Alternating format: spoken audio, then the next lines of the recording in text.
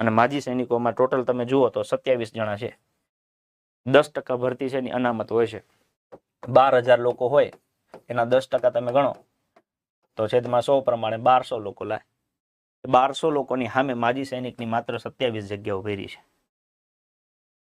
બરાબર. જે પણ આ ભરતી પરીક્ષામાં બેઠા છે એ બધાને એટલી નાનકડી એક વિનંતી છે કે જે ગુજરાતનું 18 વર્ષથી લઈ અને માની લો કે 38 વર્ષ સુધીનો કોઈ યુવાન એ પરીક્ષા આપતો હોય, એની સામે 18 વર્ષથી જે વ્યક્તિએ આ રાષ્ટ્રની સેવા કરવાની શરૂઆત કરી હોય, 20 વર્ષ એટલે 38 વર્ષની નોકરી પૂરી કરી અને એ જ્યારે આ 10% એનું રિઝર્વેશન પ્રમાણે આપણે એને ભાગ દેવાનો હોય, ત્યારે એમાંય તમે આ 40% માગતા હો તો 20 વર્ષની એક્સ આર્મી મેનની સર્વિસ કર્યા પછી તમે એવું આવા પેપરમાં એવી અપેક્ષા રાખો કે અમને 40% આવવા જોઈએ, કે મારી દ્રષ્ટિએ માનવતાની દ્રષ્ટિએ ટોટલ અયોગ્ય છે.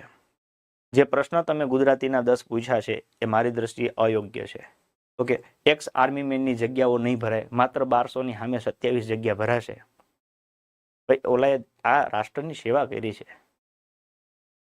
તમે કોઈને કંઈ આપી ન શકો તો કંઈ નહીં, કોઈના મોઢે આવેલો કોળિયો શું કરવા છીનવવો પડે છે? આપણી પાસે એક્સ આર્મી મેન હોય કેટલા? 2-3 ભરતીમાં સરખું જો એમને ભરવાનું ચાલુ કરીએ તો લગભગ બધા ગોઠવાઈ જાય એમ છે. એની જિંદગી સુખી થઈ જાય, એનો પરિવાર આખો સેટિસ્ફાઈડ થઈ જાય. અને જે વ્યક્તિએ આપણને દિવસ રાત હાચવા છે પોતાના જીવના જોખમે, તો એને હાચવવાની આપણી થોડી ઘણી તો ફરજ આવતી હોય કે ન આવતી હોય?